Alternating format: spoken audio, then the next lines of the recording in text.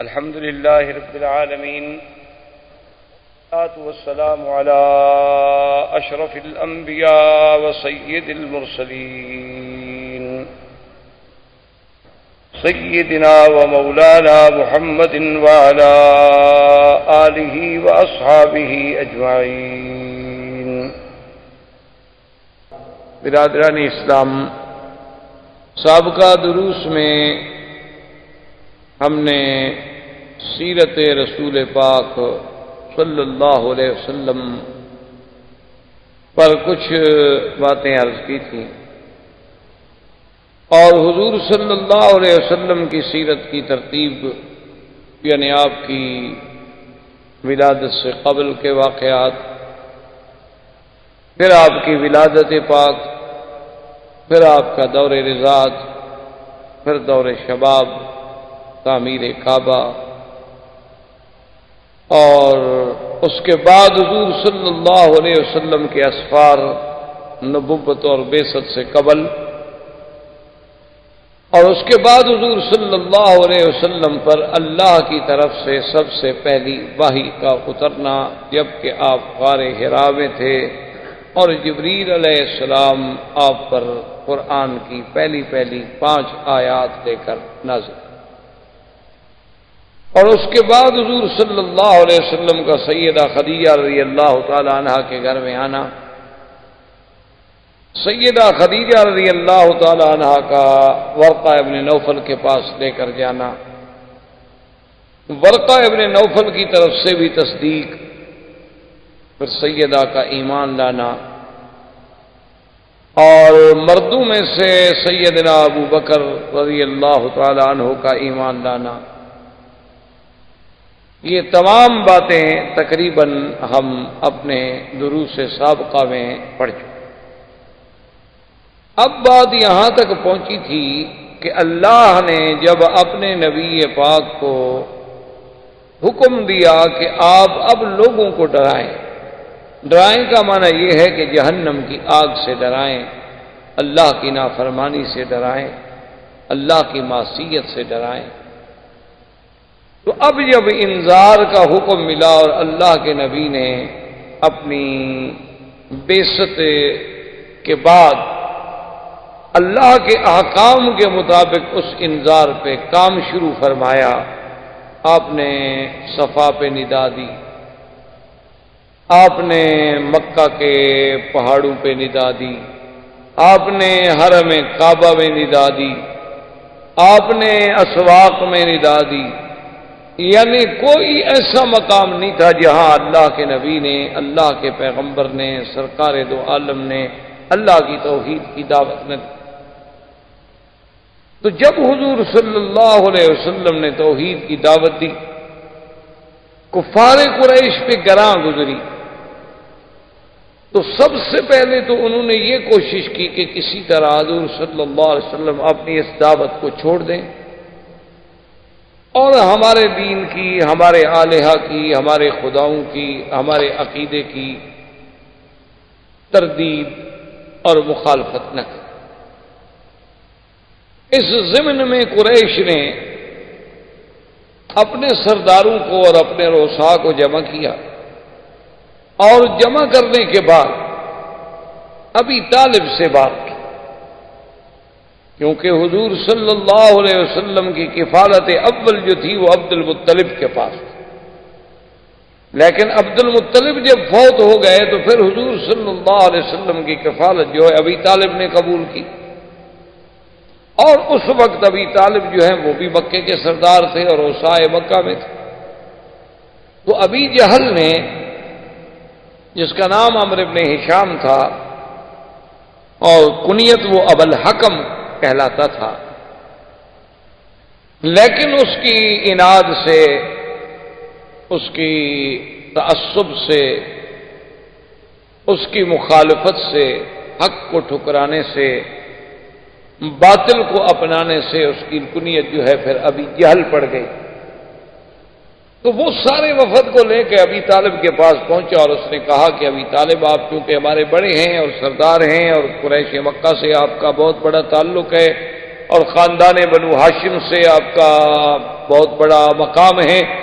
لیکن آپ کے بھتیجے سیدنا محمد الرسول اللہ صلی اللہ علیہ وسلم نے ہمیں تنگ کر دیا ہے، ہم بالکل مجبور ہو گئے ہیں کہ وہ ہمارے خداؤں کی مخالفت کرتے ہیں، لات و عزا کی مخالفت کرتے ہیں، اور یصفح احلامنا اور کان یکفر آباءنا، اور ہمارے باپ دادے کے دین کے طریقے کی تردید کرتے ہیں۔ ہم صبر نہیں کر سکتے، ہم مجبور ہیں، لہذا آپ محمد مصطفیٰ صلی اللہ علیہ وسلم کو ہدایت کریں کہ وہ یہ بات جو ہے چھوڑ۔ ابی طالب نے حضور صلی اللہ علیہ وسلم کو سمجھایا اور بتلایا کہ آپ کی قوم کا وفد آیا تھا اور ان کا یہ مطالبہ ہے۔ حضور نے فرمایا کہ یہ میرا کوئی ذاتی کام تو نہیں ہے، مجھے تو اللہ نے نبی بنا کے بھیجا ہے، میں تو اللہ کے حکم کا پابند ہوں، میں کیسے چھوڑ سکتا۔ اب کفار قریش نے ایک دوسرا طریقہ اختیار کیا، انہوں نے ابی طالب سے کہا کہ آپ اپنے بھتیجے سے کہیں کہ وہ ایک نیا نظریہ، چونکہ ان کے لیے تو یہ ایک نئی بات تھی نا، کیونکہ وہ تو سوچ بھی نہیں سکتے تھے، وہ تو صدیوں سے اسی کفر میں مبتلا چلے آ رہے تھے کہ بتوں کی عبادت کرنی ہے، بتوں کی پوجا کرنی ہے، بتوں کے آستانوں پہ جانور ذبح کرنے ہیں، ان کے نام پہ چڑھاوے چڑھانے ہیں، ان کے مجاوروں سے جا کے قصے کہانیاں پوچھنی ہیں۔ ان کا تو یہ ایک بات تھی، ایک دن سے نہیں تھی، آباء و اجداد سے چلی آ رہی تھی، اور جب اللہ کے نبی نے ان سب پر توحید کی ضرب ماری تو وہ تلملا اٹھے اور کہنے لگے اجعل الآلہۃ الہا واحدا، یہ کیسے؟ تو اب انہوں نے ایک نیا رنگ اختیار کیا، انہوں نے کہا کہ اگر اللہ کے نبی اس نئے نظریے کے پیش نظر یہ خیال مبارک میں ہے کہ مجھے مکے کی سرداری مل جائے، میں مکے کا سردار مان لیا جاؤں، اور بغیر کسی اختلاف کے تو ہم آپ کو سردار ماننے کے لیے تیار ہیں، آپ سے اور اچھا ہمیں کون مل سکتا ہے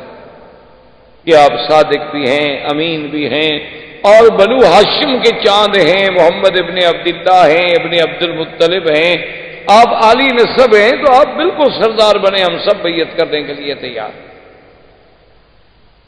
اور اگر انہوں نے کہا کہ حضور صلی اللہ علیہ وسلم نے اپنی اس شہرت سے فائدہ اٹھانے کے بعد یہ سوچا ہے کہ کسی بڑے گھر میں میری شادی ہو جائے، کیونکہ جب آدمی کسی چیز میں شہرت حاصل کر لیتا ہے تو پھر بڑے بڑے گھر جو ہیں وہ بھی اس سے شادی کرنا چاہتے ہیں، تو آپ اشارہ کر دیں اور مکے کے جس خاندان،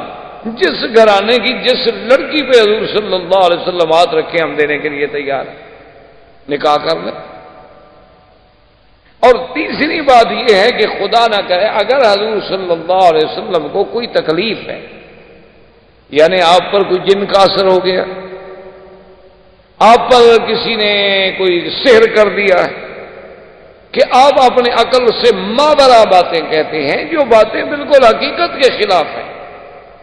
جو باتیں بظاہر ہماری سمجھ سے بالاتر ہیں، کہ ایسی بات ہے کہ لات عزا منات یہ 360 خدا سب چھوڑ دیے جائیں، اور ایک خدا جو ہم دیکھ بھی نہیں سکتے، ہمیں نظر بھی نہیں آتا، وہ سارے کام ایک خدا سر انجام دیتا ہے، خیر بھی وہی کرے شر بھی وہی کرے، کیسے ہو سکتا ہے؟ یہ کوئی بات عقل میں آنے والی بات کہ دن بھی پیدا کرے پھر رات بھی پیدا کرے، ایک بندے کو پیدا بھی کرے پھر اس کو مار بھی دے، یہ باتیں ہمیں تو سمجھ نہیں آ سکتی۔ ہاں مارنے والا اور ہے، پیدا کرنے والا اور ہے، بات سمجھ آ سکتی، لیکن ایک آدمی پیدا کرے، خدا ہے، اس نے خود پیدا کیا، بنایا، بنانے کے بعد اس کو مٹا دے، آسمان و زمین کو پیدا کیا، فرماتے ہیں پھر اس کو بھی ختم کر دے گا، یہ سب توڑ پھوڑ دے گا، یہ باتیں ہماری سمجھ سے ماورا ہیں، شاید نہ کوئی جن کا اثر ہے تو ہم علاج کرانے کے لیے تیار۔ جب یہ باتیں حضور صلی اللہ علیہ وسلم کے لیے انہوں نے تجویز کی اور ابی طالب نے آپ کے سامنے یہ باتیں رکھی، تو حضور نے فرمایا کہ چچا دیکھو، اگر مکے کی سرداری کی بات ہو تو سرداری تو اب بھی ہمارے گھرانے میں ہے، پہلے عبد المطلب کے پاس تھی، اب آپ کے پاس، اور اگر مکے کی کسی بڑے خاندان میں شادی کی بات ہے تو خدیجہ سے بڑی عورت کون ہے مکے؟ سیدہ خدیجہ رضی اللہ تعالی عنہ، بے اعتبار نسب کے، بے اعتبار حسب کے، بے اعتبار مال کے، اس سے بڑا کون ہے مکے؟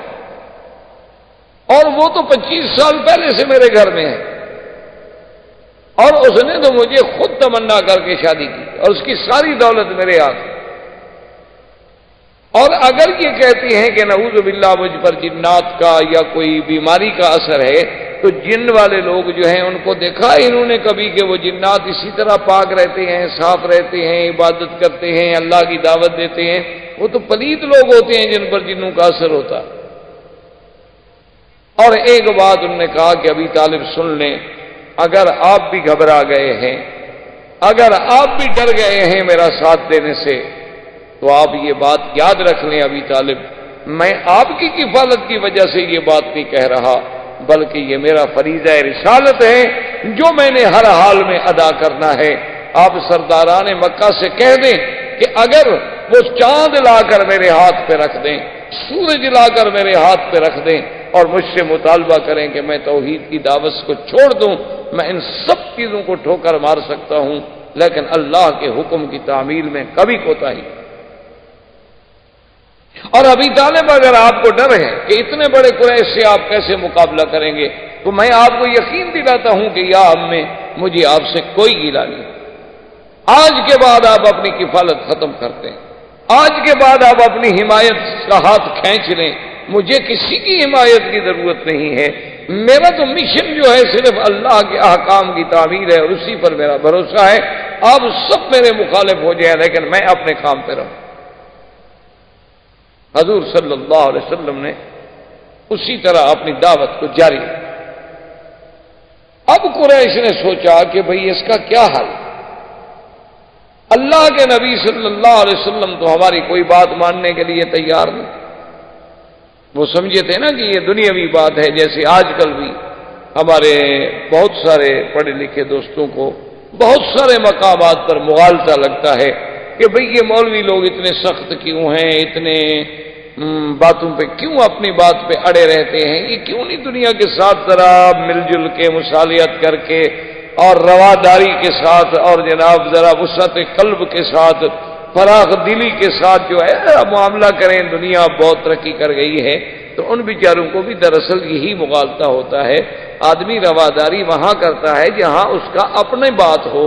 اپنا کام ہو۔ آپ نے مجھ سے پیسے لینے ہیں، آپ نے مجھ سے گھر مانگا ہے، آپ نے مجھ سے رہنے کی جگہ مانگی ہے، اس میں تو رواداری ممکن ہے۔ اللہ کے دین کو تبدیلی میں رواداری کا کیا معنی ہے؟ کوئی آدمی کہے اچھا جی کیونکہ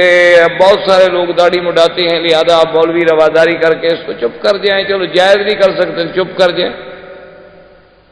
یہ رواداری نہیں ہوگی، یہ دین سے انحراف ہوگا، دین سے غداری۔ اس کی چھوٹی سی مثال آپ دیکھ لیں کہ اگر آپ کسی کو چوکیدار رکھیں کہ آپ نے میرے گھر کا پہرا دینا ہے اور میں آپ کو اتنی تنخواہ دوں گا اور آپ نے رات کو 10 بجے سے صبح 6 بجے تک ڈیوٹی دینی ہے اور بالکل اپنا الرٹ رہنا ہے، اب اس کے پاس کوئی چور آئے اور کہے کہ یار کم سے کم کچھ تو اخلاق رکھو، کچھ تو رواداری اختیار، یار تم اتنے بدخلق ہو کہ ہر وقت ڈنڈا لے کے کھڑے ہو، کوئی بات ہے؟ تم تھوڑا سا تو نرم ہو جاؤ، تھوڑی سی رواداری کرو، چلو میں تمہارے مالک کی گاڑی نہیں چراتا، بڑی چیزیں نہیں چراؤں گا، چھوٹی موٹی چیزیں اگر اٹھا لوں تو کیا فرق پڑتا ہے، تمہارے مالک کو تو پتہ بھی نہیں چلے۔ میں اگر کار لے جاؤں ٹھیک ہے، مالک پوچھے گا ابھی گاڑی کہاں، میں اگر ان کے ڈرائنگ روم سے قیمتی قالین اٹھا لوں تو وہ دیکھے گا کہ کہاں ہے، یہ چھوٹی موٹی چیزیں جن پر ان کی کبھی نظر ہی نہیں پڑتی، اتنا تو تم روادار بنو یار، یہ کیا رواداری ہوئی؟ تو اگر ایک چوکیدار یہ رواداری نہیں کر سکتا تو ایک دین کا سپاہی جو ہے اور دین کا چوکیدار جو ہے وہ اللہ کے نبی سے غداری کر کے حضور کی شکل کے خلاف کیسے راضی ہو جائے، حضور کی سیرت کے خلاف کیسے سلو کر لے؟ مثال کے طور پر جیسے بعض اوقات مثلا ایک پارٹی میں مجھے بھی ایک دفعہ اتفاق ہوا کہ وہاں آج کل جیسے رواج ہے لوگ کھڑے ہو کے کھانا کھاتے ہیں، کیونکہ تہذیب جدید کا تقاضا یہی ہے کہ ہر آدمی جو ہے پلیٹ لے لے اپنی اور کھڑا ہو جائے۔ پہلے تو ہم نے سنا تھا کہ ہندو لوگ الگ کھانا کھاتے ہیں، اب مسلمانوں کو بھی ہم نے دیکھا کہ پلیٹ بھی اپنی اپنی، گلاس بھی اپنا، ہاتھ بھی اپنا، چمچ بھی اپنا۔ چلو جی ٹھیک ہے، بہرحال ڈرتے ہیں بیچارے کہ بھائی جراثیم نہ ہو جائیں، بھائی جراثیم انہیں ہونا ہو تو جتنی حفاظت کرو وہ ہو جاتی، جو تکلیف آنی ہے نا اللہ کی طرف سے، بڑے صاف ستھرے ملک جتنے ترقی یافتہ ممالک ہیں، ان میں جو بیماریاں ہیں ان کا آپ تصور بھی نہیں کر سکتے۔ اللہ ان بیماریوں سے ہمیں محفوظ رکھے، جن عذابوں میں وہ مبتلا ہیں اللہ تبارک و تعالی ہمیں محفوظ رکھے۔ تو بہرحال اب مسلمانوں کا ایک طرز جدید، تہذیب جدید کا تقاضا یہ ہے کہ کھانا لیں جناب، اپنا کھانا بھی خود اٹھائیں اور پلیٹ میں لے لیں اور اس کے بعد کھڑے ہو جائیں، گپ شپ بھی کرتے رہیں اور کھانا شانا بھی کھاتے رہیں۔ تو بہرحال تو ایک دفعہ میں کیا تو اصل بات یہ ہے کہ پتہ نہیں میں بھی شاید کھڑے ہو کے کھا لیتا، مجھے طریقہ نہیں آتا۔ پرانے لوگ دیہات کے رہنے والے، ہمیں کیا پتا کیسے پلیٹ پکڑ کے آدمی کھڑا رہے۔ اب ہمیں تو نہیں آتا نا جی، ہمیں تو کھڑے ہو کے ابھی تک پیشاب کرنا بھی نہیں آتا۔ ہم نے تو اپنے عقل میں اونٹ وغیرہ کو دیکھا تھا کہ وہ کھڑے ہو کے پیشاب کرتا ہے، ہمارے تصور میں بھی نہیں ہے کہ بندہ بھی ایسے کر سکتا ہے حرکت۔ تو بہرحال میں چونکہ نہیں جانتا تھا، میں نے وہ پلیٹ لے لی اور ادھر ادھر کرسی قریب نہیں تھی، میں تھوڑا دور جا کے بیٹھ گیا۔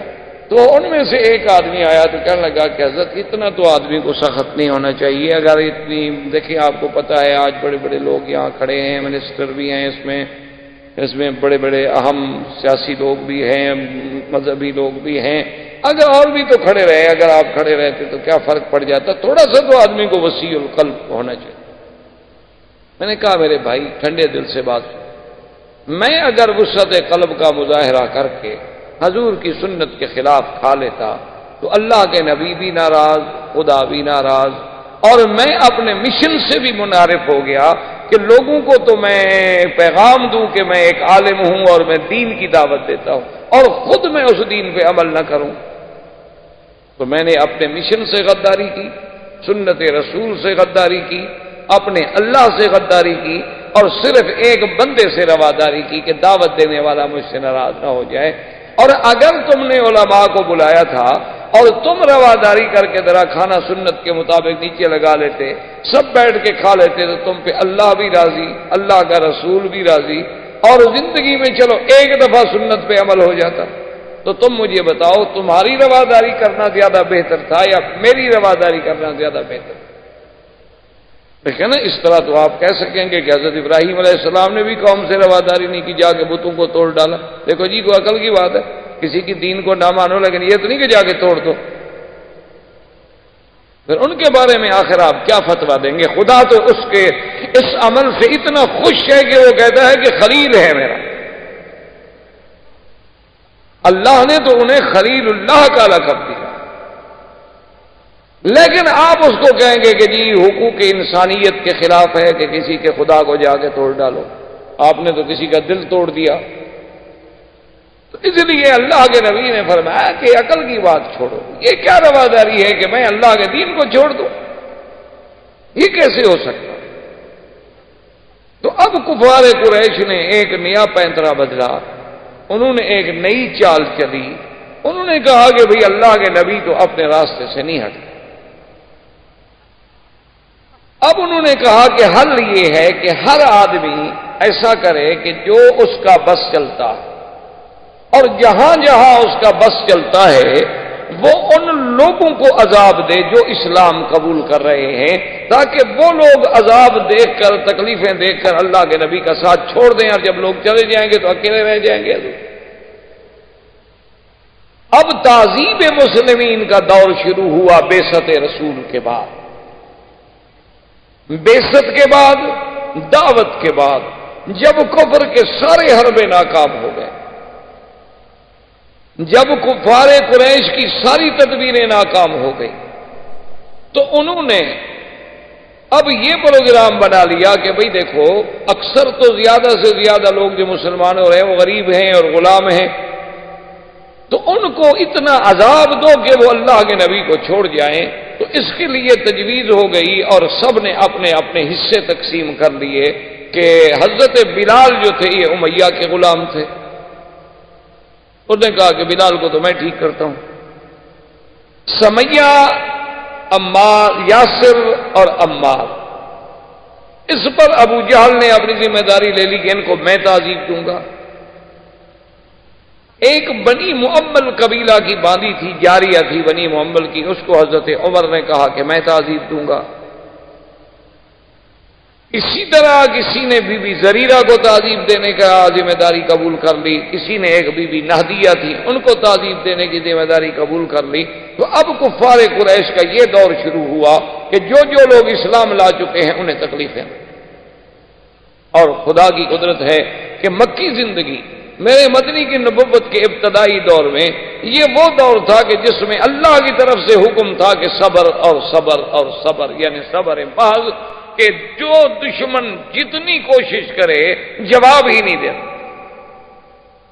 اس لیے قرآن نے ایک ہی ہدایت کی کہ وَاصْبِرْ كَمَا صَبَرَ أُولُو الْعَزْمِ مِنَ الرُّسُلِ،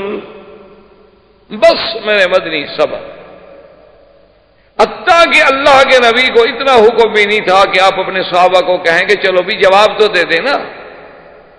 بھئی ایک آدمی مار رہا ہے تو چلو تم گالی تو دے دو، پر میں بالکل صبر کرو۔ حضرت بلال رضی اللہ تعالی عنہ کو امیہ ابن خلف کیا کرتا، اللہ معاف کرے، عین شدید گرمی میں جب عین پتھر جل رہے ہوتے، آپ کو تو مکے کی گرمی کا پتہ،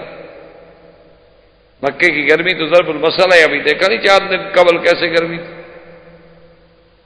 علماء نے تو مکے کی گرمی سے مسائل نکالے ہیں کہ الحر حر مکہ والسکل سکل النبوۃ فکیف لا یعرق۔ ملا علی قاری نے مسئلہ نکالا ہے کہ آدمی اگر گھوڑے پہ سوار ہے، خچر پہ سوار ہے، گدھا پہ سوار ہے، اور اس جانور کا پسینہ کپڑوں کو لگ جائے تو کیا وہ کپڑے پاک ہوں گے یا کپڑے دھونے پڑیں گے؟ تو انہوں نے کہا کہ نہیں، کپڑے نہیں دھونے پڑیں گے، جانور کا پسینہ حرام اور پلید نہیں ہوتا، اس لیے کہ حضور صلی اللہ علیہ وسلم راکب حمارن، مکے میں حضور نے حمار پہ، گدھا پہ سواری فرمائی۔ تو ملا علی قاری فرماتے ہیں یہ کیسے تصور کیا جا سکتا ہے کہ مکے کی گرمی ہو اور بوجھ نبوت کا ہو، اور کیسے ہو سکتا ہے کہ پسینہ نہیں آیا ہوگا جانور کو؟ لیکن حضور نے کپڑے نہیں دھوئے۔ تو مکے کی گرمی تو یعنی ایک ضرب المثل ہے۔ تو حضرت بلال رضی اللہ تعالی عنہ کو عین یعنی بالکل شدید ترین جب پتھر گرم ہو جاتے تو وہ ظالم آ کر اس پتھر پہ بغیر کرتے کے، بغیر قمیص کے، ننگی پیٹھ پر لٹا دیتا اور سینے پہ ایک بہت بڑے پتھر کی چٹان رکھ دیتا اور کہتا کہ بلال اقرار کرو لات عزا کا اور چھوڑ دو دین محمد۔ اور حضرت بلال اسی اپنے جزم میں کہتے احد احد احد، اور احد احد کہتے کہتے بے ہوش ہو جاتے، اور جب ہوش آتی پھر وہی نعرہ احد احد۔ حتیٰ کہ ایک دفعہ مسلمانوں نے پوچھا حضرت بلال سے بعد میں، انہوں نے کہا کہ بھئی اور بھی تو باتیں ہو سکتی تھی نا، لا الہ الا اللہ، اللہ اکبر، لیکن احد احد جو تم کہتے تھے اس کی کیا وجہ تھی کہ تم ہر وقت احد احد احد کا نعرہ لگاتے تھے؟ تو حضرت بلال نے فرمایا اصل بات یہ ہے کہ کافر سب سے زیادہ اسی بات سے چڑھتے تھے، اور میں جان کے وہی نعرہ لگاتا تھا جو کافروں کو جلانے کا ہو، جو دلیل ایمان یہ ہے کہ کافر کو جلاؤ،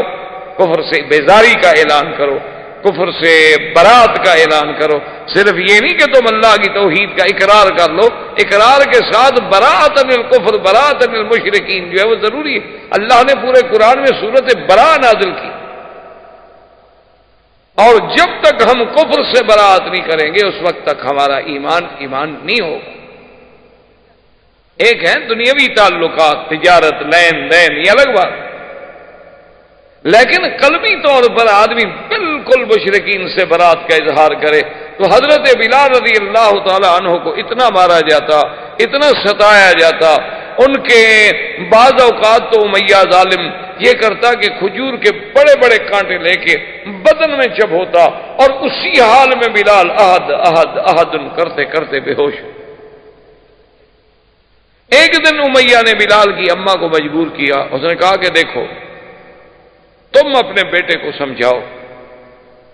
میں اسی طرح اسے تڑپا تڑپا کے مار ڈالوں گا، ورنہ اس کو کہو کہ یہ چھوڑ دے دین محمد صلی اللہ علیہ وسلم۔ تو بلال کی اماں آئی، دیکھا کہ بیچارہ تپتی ہوئی ریت پہ اور تپتے ہوئے پتھروں پہ پڑا ہے، بے ہوش ہے، ماں ہے، پانی کے قطرے ڈالے، سرانے بیٹھی، بلال ہوش میں آ گئے۔ ماں بھی اسلام لا چکی تھی لیکن اس کا پتہ نہیں تھا امیہ۔ اس نے کہا کہ بلال دیکھو تمہیں پتہ ہے کہ میں بھی مسلمان، لیکن ہم ایک ایسی حالت میں ہیں ہم کفر کا مقابلہ نہیں کر سکتے، ہم مجبور ہیں۔ تو تم کیوں نہیں مان لیتے بات؟ تم ایسا کرو کہ بظاہر چلو اوپر کے دل سے کہہ دو کہ تمہاری بات مان لی، میں نے چھوڑ دیا دین محمد، اور یہاں سے نکل جائیں گے آہستہ آہستہ کہیں چلے جائیں گے، بعد میں جب اللہ موقع دے گا اپنے اظہار اسلام کر دینا۔ یہ اس طرح ترتے ترتے مر جانا جو ہے کوئی بڑی بات تو نہیں ہوگی۔ تو بلال ہنس دیے اور کہنے لگے کہ اماں آج تو مجھے یقین ہو گیا ہے کہ مکے کے کافر جو ہیں وہ بلال سے ہار گئے، شکست کھا گئے، آج تو مجھے تسلی ہو گئی، اطمینان ہو گیا کہ میں جیت گیا۔ تو ماں نے کہا کہ بلال تم کیسے جیت گئے؟ اس نے کہا ماں اگر کافروں کے پاس طاقت ہوتی تو میری ماں کو لے آتے سفارشی بنا کر، ان کی طاقت جواب دے چکی ہے، ان کی قوتیں جواب دے چکی ہیں، اور جا کے آپ کہہ دیں امیہ سے کہ وہ جتنی ستم کر سکتا ہے مجھ پہ ستم ڈھالے، لیکن میں کبھی آہد کا نعرہ نہیں چھوڑ سکتا۔ اسی عالم میں سیدنا ابی بکر رضی اللہ تعالی عنہ گزرے، جب تعذیب بلال کو دیکھا تو آپ نے کہا امیہ اس بلال غلام کو بیچنا چاہتے ہو؟ اس نے کہا یار میری تو جان چھڑاؤ، میں تو گلے میں پڑ گیا، میری تو بات ہی نہیں مانتا، تم لینا چاہتے ہو؟ اس نے کہا لینا چاہتا ہوں۔ انہوں نے کہا ٹھیک ہے قیمت کرو۔ قیمت دے کے آپ نے غلام حضرت بلال کو خرید لیا اور اس کے بعد آزاد کر دیا۔ اسی لیے کتابوں میں آتا ہے کہ حضرت بلال بھی سید تھے، آتا کا سیدنا یعنی بلال بھی سید اور سید بنا سردار، اور حضرت ابو بکر بھی سردار، کہ اس کو اس غلامی سے خرید کر چھڑانے والا ابو بکر۔ اور جب آل یاسر پر ظلم ہوتا کہ بی بی سمیہ اور پھر یاسر ان کے بیٹے عمار، اتنے ظلم ہوتے کہ تاریخ اپنے اندر ایسے مظالم کی، یعنی آپ نے تو ہلاکوں کے مظالم پڑے ہوں گے، آپ نے تو تاتاریوں کے مظالم پڑے ہوں گے، آپ نے بڑے بڑے ظالموں کے چنگیز کے مظالم پڑے ہوں گے، حجاج کے مظالم پڑے ہوں گے، لیکن کفار قریش نے جو تعذیب دی ہے اس کا آپ تصور بھی نہیں کر سکتے کہ اتنا مارا گیا بی بی زریرہ کو کہ اندھی ہو گئی۔ اور جب وہ اندھی ہو گئی تو کہتے کیا تھے؟ کہتے تھے کہ ہاں ہمارے لات و عزا کی مخالفت کی ہے نا تو ہمارے خداؤں نے تجھے اندھا کر دیا۔ اور بی بی زریرہ رات کو اکیلے بیٹھ کے روتی اور کہتی کہ مولا مجھے اندھا ہونا منظور ہے، مجھے تکلیفیں منظور ہیں، میں اب تیری توحید اور تیرے نبی کا دامن نہیں چھوڑ سکتی، لیکن یہ جو تانا دیتے ہیں نا کہ ہمارے خداؤں نے تمہیں اندھا کر دیا ہے، یہ تانا میرے لیے ناقابل برداشت ہے۔ صبح جب اٹھی تو آنکھیں روشن تھیں، آنکھیں پھر بحال ہو گئی، نور واپس آ گئی۔ اب کافر حیران کہ یہ کیسے پھر آنکھوں والی ہو گئی۔ ابو جہل نے جب سمیہ پر، ایک طرف سمیہ ہے، ساتھ یاسر ہیں، ہمیں تو دین مفت ملا ہے نا میرے بھائی، اس لیے ہمیں دین کی قدر نہیں کہ ہم مسلمانوں کے گھر میں پیدا ہوئے، باپ بھی مسلمان تھا الحمدللہ، دادا بھی مسلمان تھا، ہم نے کوئی دھیلا بھی نہیں لگایا، نہ جان لگائی نہ مال لگائی، لہذا اسلام کی ہمیں کیا قدر ہو۔ ہم نماز بھی پڑھتے ہیں تو خدا رسول پہ احسان کرتے ہیں کہ جی آج میں حرم میں نماز پڑھ کے آئے ہوں، اچھا جی بڑی مہربانی، اچھا ہے آپ نہ جاتے تو حرم اداس ہو جاتا۔ آج تو میں نے جناب طواف کیا، ہاں جی بالکل شکر ہے اللہ کا، آپ طواف نہ کرتے تو خدا کا گھر خالی ہو جاتا، اللہ کے فرشتے بھی نہیں ہیں، بلکہ پتہ نہیں ہمارے طواف سے ہی کعبہ تنگ آتا ہو، تو یہ تو میں سوچ رہا ہوں، یہ تو میں تصور کر سکتا ہوں کہ ہمارے طواف کی وجہ سے اللہ کے کعبے کو، اللہ والوں کو، ملائکہ کو تکلیف ہوتی ہو، یہ تو میں سوچ سکتا ہوں، یہ مجھے نہیں یقین آتا کہ ہماری وجہ سے انہیں کوئی راحت ملتی ہو۔ اس لیے کسی نے کہا تھا نا کہ چوں طواف کعبہ کردم، کہ جب میں طواف کرتا ہوں تو کعبہ ندا برآمد، کعبے سے ندا آتی ہے کہ بیرون درچے کر دی کہ درون خانہ آئی، میرے باہر تم کیا کر رہے تھے کہ اب اندر بھی آ گئے ہو، کہ بیرون درچے کر دی، تم باہر کیا کیا کام کر رہے تھے، انہی پاؤں کو لے کے میرے پاس بھی آ گئے۔ اور کہتا ہے کہ جب میں نے جا کے زمین کعبہ پہ سجدہ کیا، زمین ندا برآمد، زمین چیخنے لگ گئی، اس نے کہا کیوں مجھے ناپاک کرتے ہو ریا کے سجدے کر کر، سارا دن غیروں کی عبادت کرتے ہو اور ابھی آ کر مجھ پر اللہ کا سجدے کر رہے ہو، ادھر لوگوں کو بھی خوش کرتے ہو، ادھر خدا کا سجدہ کر کے اللہ کو بھی راضی کرنا چاہتے ہو۔ میں نے کہا کیوں خراب کر دی جو سجدہ ہے ریائی، تم مجھے کیوں خراب کر رہے ہو ریا کے سجدے کر کے، اس سے تو بہتر ہے کہ سجدہ ہے۔ اس لیے مجھے تو بہرحال یہ ڈر لگتا ہے کہ کہیں ہماری یہ بے ادبی کہ ہم اتنے گناہوں کے ساتھ، اتنی زیادتیوں کے ساتھ ساری زندگی، اللہ معاف کرے، ہماری زبانیں گندی، ہمارے پاؤں گندے، ہمارے اعمال گندے، اور پھر ہم کعبے میں چلے جاتے ہیں بس اس امید سے کہ وہ غفور الرحیم، کہ وہ ارحم الراحمین ہے، اب اس کے بندے ہیں، مخلوق ہیں، بس جیسی ہیں، ورنہ تو حقیقت میں انسان کو ڈر لگتا ہے کہ میں کیا ہوں اور کہاں ہوں۔ یہ مقام تو وہ تھا نا جہاں بلال ہے، اب دیکھیں کہ ظلم ہو رہا ہے اور اللہ کے نبی گزر رہے ہیں اور فرماتے ہیں صبرن یا آل یاسر صبرن، ایک سبق دے رہا ہے اللہ کا نبی۔ آج کفر اسی اسلام کو دہشت گرد ثابت کرنا چاہتا ہے۔ کاش ان کے سامنے میرے مدنی کی سیرت ہوتی، کاش ان کے سامنے میرے مدنی کی مکی زندگی ہوتی،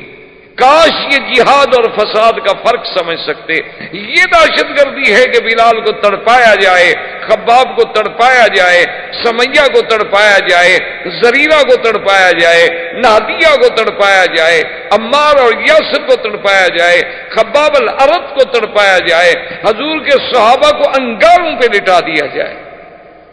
لیکن اللہ کا نبی کیا کہتے ہیں؟ صبر، کہ آل یاسر صبر، صبر۔ وہ نبی جو صبر کا درس دینے والا ہے وہ اپنی امت کو کبھی دہشت گردی سکھلا سکتا ہے؟ اصل بات کیا ہے؟ وہ سب سے بڑے دہشت گرد ہیں جو مسلمانوں کو دہشت گرد کہتے ہیں۔ انہوں نے مسلمانوں کو، جب آپ کسی کو بند گلی میں کھڑا کر دیں گے تو کوئی کیا کرے گا؟ آپ مجھے بتائیں، آپ کسی آدمی کو جب بند گلی میں کھڑا کر دیں، اب اس کے بعد راستہ کوئی نہیں، یا ٹکر مار کے دیوار سے مر جائے۔ تم تو حالات ایسے پیدا کرتے ہو کہ مسلمان بند گلی میں جا کے مجبور ہوں، اور جب مجبور ہو کر وہ کوئی بات کریں ہم کہیں دیکھیں جی مسلمان ایسے ہیں، مسلمان ایسے ہیں، مسلمان ایسے ہیں۔ یہ عجیب بات ہے نا۔ اگر ہمارے آپ کے ملک میں، آپ نے کتابوں میں، تاریخوں میں، اخباروں میں پڑھا ہے کہ اگر ہندو 500 مسلمان عورتوں کو ننگا کر کے ان کی ویڈیو بنائے تو وہ تو کوئی بات نہیں، اگر اس پر کوئی تڑپ کے وہاں کوئی حادثہ کر بیٹھے، دہشت گرد ہے مسلمان۔ بھائی خدا عقل دے، اگر تم اتنے ظلم و ستم نہ کرتے تو آخر صدیاں بیت گئی ہیں ہندوستان میں مسلمانوں کو رہتے ہوئے، اور ملکوں میں مسلمانوں کو رہتے ہوئے صدیاں بیت گئی ہیں، انہوں نے تو کبھی کسی کو تھپڑ نہیں مارا، بلکہ ہم سے تو مسلمان بیچارے، آپ یقین فرمائیں، اللہ کے حرم میں آگے مسئلے پوچھتے ہیں کہ ہمارا ہمسایہ ہندو ہے، اس نے ہم سے زمزم مانگا ہے، اس نے ہم سے مدینے کی کھجور مانگی ہے، ہم لے جائیں، کہتا بھی لے جاؤ، دے دو، کوئی بات نہیں، کیوں نہ دو۔ یعنی مسلمان تو اتنا ہے کہ اس نے اپنے ہندو ہمسائے کو مکے میں بھی یاد رکھا، مدینے میں بھی یاد رکھا، اس کے لیے مکہ مدینے کی مقدس پاک چیز لے کے جانے کے لیے تیار ہے۔ بیچارہ مسئلہ بھی پوچھ رہا ہے کہ کہیں پتہ نہیں شریعت میں منع نہ ہو کہ میں ایسی پاک چیزیں جا کے کسی کافر کے ہاتھ پہ رکھ دوں، لیکن اس کے باوجود جب آپ اس کو اس مقام پہ لے جائیں کہ اس کی بیٹیاں، اس کی اولاد، جو کچھ ہو رہا ہے، پھر جب ظلم و ستم سے وہ تڑپے تو کہتے تڑپتا کیوں ہے؟ یہ دہشت گرد ہے۔ تو یہ دیکھیں اسلام کا کردار، حضور فرماتے ہیں صبرن۔ پتہ ہے سمیہ پہ کیا کیا ظلم ہوا؟ عورت، مرد بھی نہیں۔ ابھی جہل بدبخت نے آخر ایک نیا ڈھنگ سوچا، آج تک یہ بات ایمان سے کہیں تاریخ میں اٹھا کر دیکھ لیں، یعنی تاریخ انسانیت میں جتنے ظالم گزرے ہیں کسی ظالم نے یہ نہیں سوچا ہوگا جو ابو جہل نے سوچا۔ اس لیے حضور پاک نے فرمایا کہ فرعونی اشد من فرعون موسیٰ، حضور نے فرمایا کہ میرا فرعون هذه الامہ ابی جہل، فرمایا میرا فرعون جو ہے موسیٰ علیہ السلام کے فرعون سے بھی زیادہ سخت ہے۔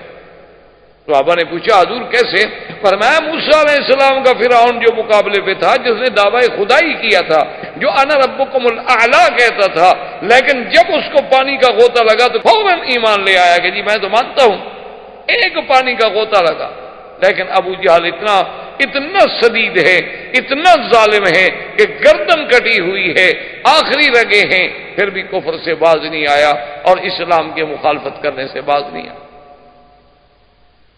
اب دیکھیں کہ اس نے ظلم و ستم کی جو طریقہ ایجاد کیا ہے، آج پوری تاریخ آپ اٹھا کے دیکھ لیں، آج کی تاریخ میں آپ بھی سمجھ نہیں سکیں گے کہ ابھی جہل سے پہلے بھی کسی ظالم نے ایسے سوچا ہوگا۔ بعد میں تو لوگوں نے بہت سوچا، کیا کچھ نہیں ہوا کشمیر میں، کیا کچھ نہیں ہوا کوسوفو میں، کیا کچھ نہیں ہوا سربیا میں، کیا کچھ نہیں ہوا شیشان میں مسلمان بیٹیوں کے ساتھ، خواتین کے ساتھ۔ ابو جہل نے 2 اونٹ منگوائے اور اونٹوں کو رسے باندھے گئے، اور رسے بھی سمیہ کے پاؤں میں باندھے گئے، ایک اس پاؤں میں رسا باندھا گیا، ایک اس پاؤں میں رسا باندھا گیا۔ یہ کبھی آپ کا عقل سوچ سکتا ہے تعذیب کا یہ طریقہ؟ اور مخالف سمت میں اونٹوں کو کھڑا کیا گیا، اور اس ظالم نے کہا کہ جب میں حکم دوں تو دونوں اونٹوں کو بھگا دیا جائے، تو ایک اونٹ ادھر دوڑے گا، ایک اونٹ ادھر دوڑے گا۔ ابو جہل سامنے کھڑا ہے، جب اونٹوں کو دوڑایا تو خود نیزہ مارا بی بی سمیہ کی شرمگاہ میں، اور بی بی صاحبہ 2 حصوں میں چیر دی گئی۔ آپریشن نہیں، چھری سے نہیں کاٹا گیا، تلوار سے نہیں کاٹا گیا، اونٹوں نے طاقت سے چیر دی،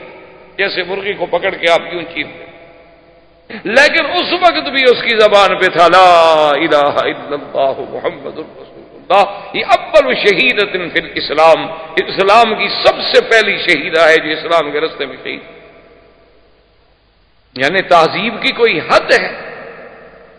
حضرت خباب بن الارت رضی اللہ تعالی عنہ ایک دن بیٹھے تھے، صحابہ نے کہا کہ حضرت خباب ہمیں اپنے ابتدائی اسلام کی بھی کوئی بات سنا۔ حضرت خباب بن الارت نے بتایا کیا کیا؟ آپ نے فرفع ثوبہ عن ظہرہ، آپ نے اپنی پشت سے کپڑا اٹھا لیا، کہا مجھ سے کیا پوچھتے ہو، میری پشت دیکھ لو، میری پشت پہ پوری ابتداء اسلام کی تاریخ لکھی ہوئی ہے۔ صحابہ کہتے ہیں جب ہم نے آپ کی پشت کو دیکھا تو اس میں ایسے گڑے پڑ چکے،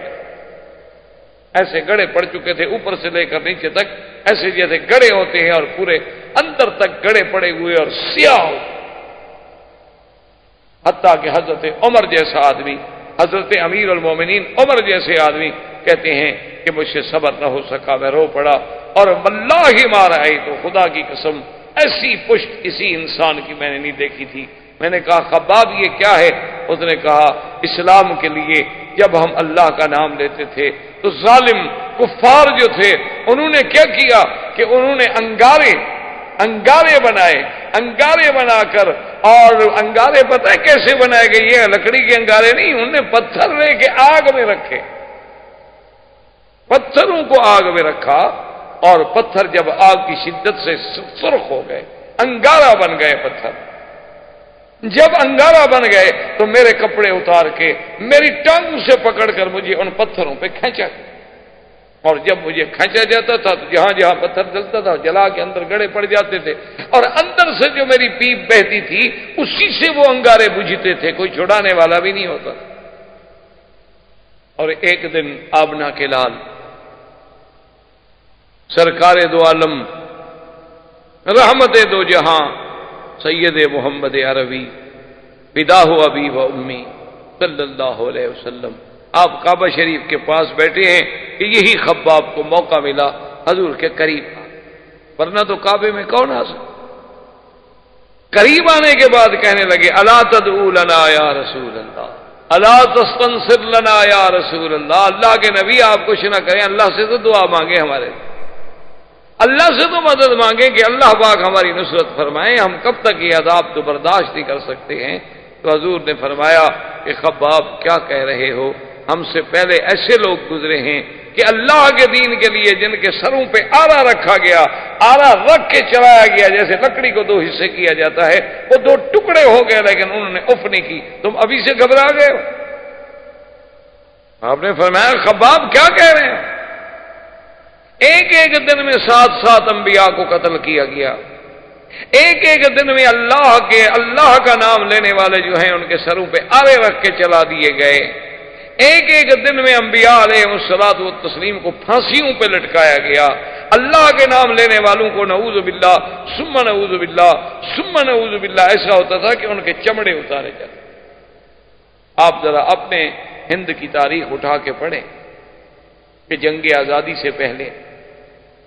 جب انگریزوں نے ظلم و تشدد کا بازار گرم کیا تھا تو ایک ایک دن میں 500 دین والوں کو پھانسی دی گئی،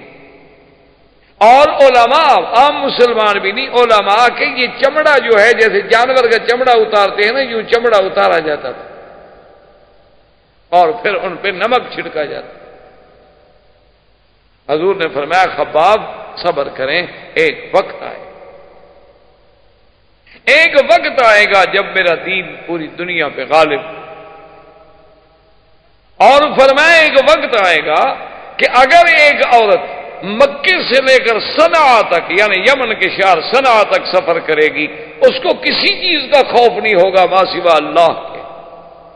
یعنی آپ اندازہ کریں سیرت پاک کا اور نبی صلی اللہ علیہ وسلم کی اس پیشین گوئی کا کہ اس عالم میں، یہ تہذیب کا یہ عالم ہے،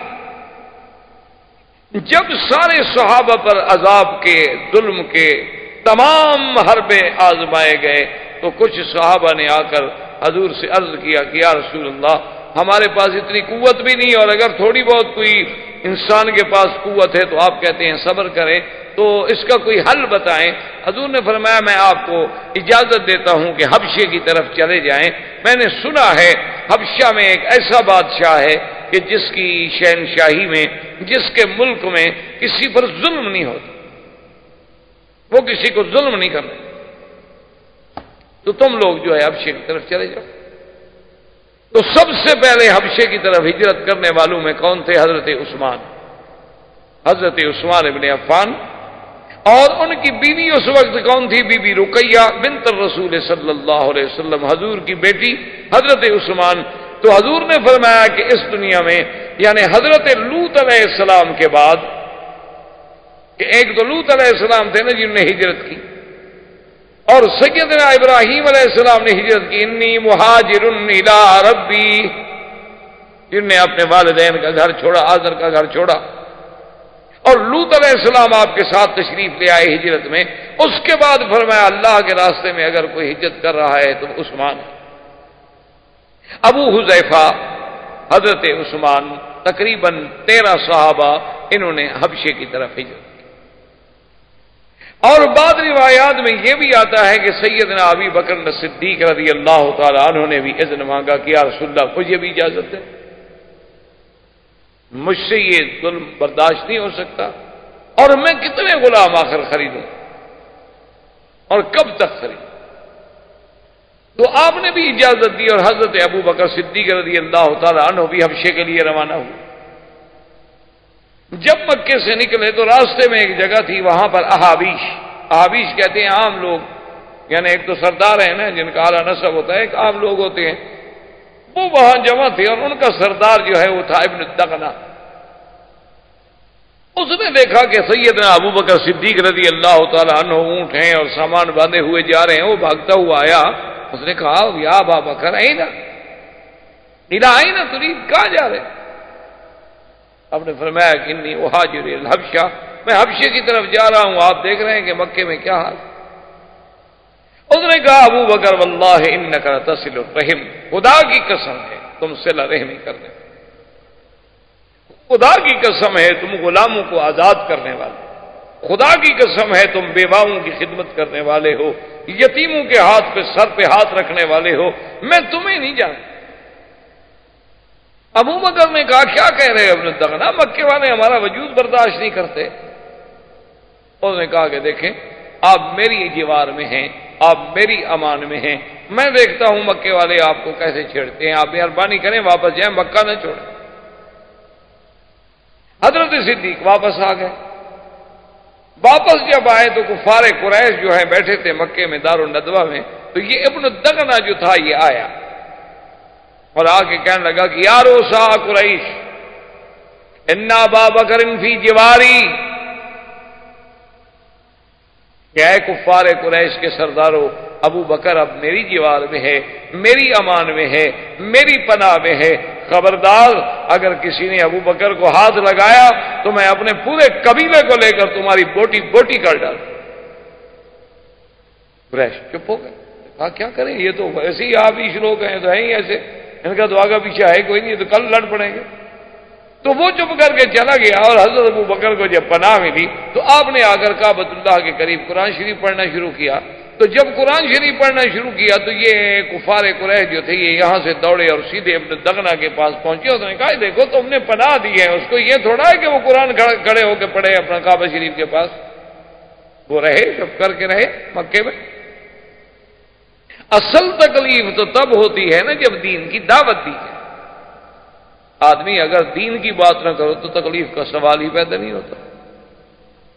دیکھو نا جی، جو آدمی کہیں بھی دین کی بات نہ کریں، آپ بالکل آرام سے یعنی بڑے فراخ دل بن کے رہیں کہ جو ماحول ملا اس میں ڈھل گئے، وہ ٹھیک ہے، کبھی مجال ہے آپ سے کسی نے جھگڑا کیا ہو۔ بات تب ہوتی ہے جب آدمی دین کی بات، اور بلکہ ہمارے ایک عالم تھے فوت ہو گئے، وہ کہا کرتے تھے مکی صاحب جس کی تقریر پہ سارے لوگ راضی ہو جائیں نا سمجھو کہ وہ مولوی حق نہیں کہتا، سب لوگ خوش ہوں نا تو وہ حق نہیں کہتا، کیونکہ سب لوگ تو اللہ کے نبی پہ راضی نہیں ہو سکے تو مولوی صاحب پہ کیسے راضی ہو گئے؟ اللہ کے پیغمبر کو بھی کسی نے مانا کسی نے نہیں مانا، کسی نے پھول برسائے تو کسی نے کانٹے بھی برسائے، کسی نے دعائیں دی تو کسی نے پتھر بھی تو مارے۔ انہوں نے کہا یہ کیسے ہو سکتا ہے کہ آدمی حق کی بات کہے اور لوگ سارے کے سارے راضی ہو جائے اور قبول کر لیں اور برداشت کر لیں؟ یہ کبھی نہیں ہو سکتا، سمجھو کہ یہ حق نہیں کہتا۔ جیسے ہوتا ہے نا کہ وہ آئے ایک مولوی صاحب کہنے لگے جی میں فلاں مسجد میں جمعہ پڑھاتا ہوں، 15 سال ہو گئے ماشاءاللہ، اور آج تک ہماری مسجد میں کوئی جھگڑا نہیں ہوا۔ انہوں نے کہا میں بھی خدا کی قسم کھا کے گواہی دیتا ہوں کہ 15 سال میں تم نے بھی کبھی حق کا کوئی مسئلہ بیان ہی نہیں، تم نے بھی بس لوگوں کو یہی سمجھایا ہوگا وضو کیا کرو، وضو کی یہ فضیلت ہے، نماز کی یہ فضیلت ہے، روزے کی یہ فضیلت ہے، اور مکہ شریف میں طواف کرو تو اتنا ثواب ہوتا ہے، عمرہ کرو تو اتنا ثواب۔ اس سے کون چڑھتا ہے وہ؟ اس سے کون چڑھتا؟ بات تو تب ہوگی نا جب آپ اس کو کہیں گے کہ تم باپ دادے کے غلط رسموں کو بدعات کو چھوڑو، اب جھگڑا شروع ہو کہ کیوں چھوڑوں جی؟ آپ کہیں گے چھوڑو، وہ کہے گا کیوں چھوڑوں؟ میرا تو باپ کل خانی کرتا تھا، میرا باپ عرس شریف پہ جاتا تھا، ہمارے گھروں میں باقاعدہ 11ویں شریف کے دودھ تقسیم ہوتے تھے، یہ کب کا وہاں بھی آ گیا مکے سے؟ اب بات شروع ہوگی۔ جب تک آپ حق بات کی دعوت نہ کہیں، بالکل حلوے کھانے پر بھی کبھی جھگڑا ہوا ہے بھلا؟ کوئی تھوڑا کھا لے گا، کوئی زیادہ کھا لے گا۔ جھگڑا تو تب ہوگا جب اللہ کی توحید کی بات کریں۔ ساری زندگی ابو بکر مکے میں رہتا تھا، کسی نے جھگڑا کیا؟ 40 سال میرے مدنی نے مکے میں زندگی گزاری، کسی نے جھگڑا کیا؟ جھگڑا تو اسی وقت ہوا نا جب کہا لا الہ الا اللہ۔ اب جب سیدنا صدیق نے قرآن پڑھا تو کفار قریش کیسے برداشت کریں؟ بھاگتے ہوئے ابن دغنہ کے پاس گئے، انہوں نے کہا دیکھو تم نے پناہ دی ہے ابو بکر کو رہنے کے لیے، وہ مکے میں رہے، جو مرضی آئے کھائے پیے تجارت کرے کاروبار کرے، لیکن وہ تو کھڑے ہو کے ہمارے خداؤں کو گالی دے رہا۔ اب جناب ابن دغنہ آیا، اس نے کہا ابو بکر دیکھو میں نے تمہاری پناہ تو دی ہے تمہیں، لیکن اس کا مطلب یہ تو نہیں کہ ان کے خداؤں کو گالی دو۔ اس نے کہا ابن دغنہ کیا بات کہہ رہے ہو؟ قرآن پڑھنا جو ہے ان کے خداؤں کو گالی دینا؟ ہمارا تو خدا ہمیں ہدایت کرتا ہے کہ کسی کے خدا کو گالی نہ دو، ہم کیسے گالی دے سکتے ہیں؟ انہوں نے کہا یہ کیا کہتے ہیں؟ انہوں نے کہا تم بھی سن لو، میں قرآن پڑھتا ہوں۔ انہوں نے کہا نہیں اچھا قرآن پڑھتے ہو تو پھر میری بات جو ہے یہ نہیں مانیں گے۔ اب حضرت صدیق نے فرمایا کہ انی اخرج من جوارک یا ابن دغنہ، اے ابن دغنہ میں خود تمہاری امان سے نکلتا ہوں، چھوڑو میں کسی کی امان میں نہیں، بس میں اللہ کی حفاظت میں ہوں، جب تک اللہ چاہیں گے رہیں گے، جب تک اللہ نہیں چاہیں گے بات ختم۔ حضرت عبداللہ ابن مسعود رضی اللہ تعالی عنہ نے جا کر جب قرآن پڑھا مکے میں کعبۃ اللہ میں، پتہ ہے کفار قریش نے اتنا مارا اتنا مارا اتنا مارا، ایک تو خفیف آدمی تھے، کمزور آدمی کہ بالکل سر سے لے کر پاؤں تک کوئی جگہ خالی نہیں تھی جہاں ضرب نہیں آئی۔ حضور صلی اللہ علیہ وسلم عیادت بھی کر رہے ہیں، ہاتھ بھی پھیر رہے ہیں، اور فرماتے ہیں کہ عبداللہ ابن مسعود صبر سے کام لو، کوئی یہ ضروری نہیں ہے، ابھی ہمارے پاس اتنی قوت و طاقت نہیں ہے کہ ہم کھل کر اللہ کے دین کی بات کر سکیں۔ حضرت عبداللہ ابن مسعود اپنی اسی بیماری، اسی کمزوری، اسی مار کھانے کے باوجود کہتے ہیں آذنی یا رسول اللہ، اگر اجازت دو تو کل پھر جا کے پڑھوں۔ یعنی جذبہ دیکھیں آپ، اتنی مار پڑ رہی ہے اسلام کی۔ اور اسی اثنا میں ایک دن حضرت عمر، کفر کا زمانہ ہے ابھی تو کافر ہیں، اور بڑے جبار تھے، بڑا اللہ نے قوت، طاقت، جسمانی بدن، آواز، بڑے اپنے وقت کے جبروت لوگوں میں سے، جبار لوگوں میں سے گزرے ہیں۔ آپ جا رہے تھے کہ دیکھا کہ اندھیرے میں ایک عورت کھڑی ہے، سواری کھڑی ہے، عورت کھڑی ہے کسی کے انتظار میں، قریب گیا پوچھا من انتی،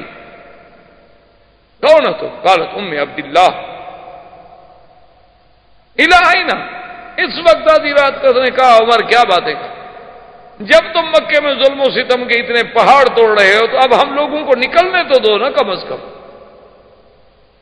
تمہارا ضمیر تمہیں اتنا بھی اجازت نہیں دیتا کہ چلو ہم خدا کا نام لیتے ہیں، تم اپنے معبودان باطلہ کا نام لیتے ہو، ہم پر ظلم و ستم کے پہاڑ تم لوگوں نے توڑ ڈالے ہیں، تو اب بھی ہماری نگرانی کر رہے ہو کہ ہم نکل کیوں رہے ہیں، چلو ہم چھوڑ کے مکہ جا رہے ہیں، اب تو اطمینان کے ساتھ رہو گھر میں،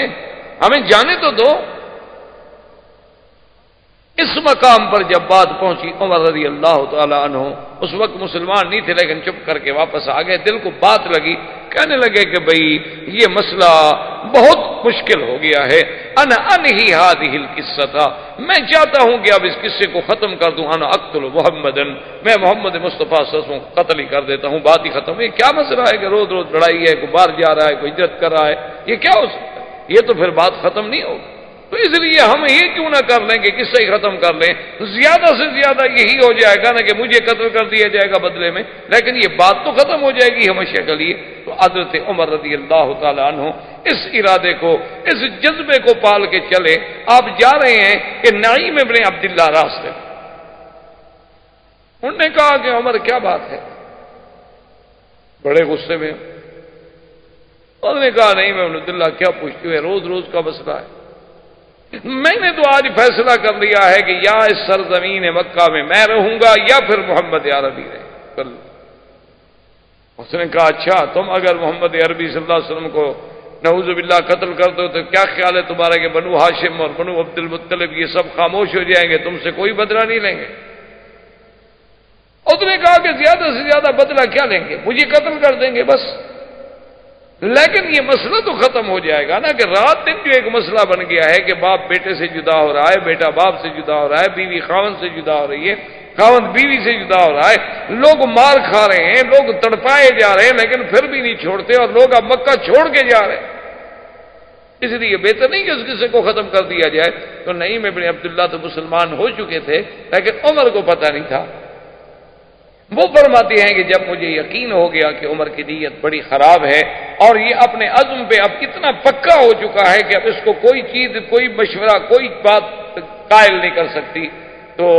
انہوں نے کہا کہ میں نے سوچا کہ چلو اس کو اللہ کے نبی سے پھیر کے کسی اور راستے پہ ڈال دوں۔ میں نے کہا عمر کیا باتیں کرتے ہو، بڑے جبار بنے پھرتے ہو، تم اللہ کے نبی کو قتل کرنا چاہتے ہو، تیرے گھر میں تو تیری بہن فاطمہ خود مسلمان ہو چکی ہیں، تو خام خواہ کے لیے تم اللہ کے نبی پر مقابلہ۔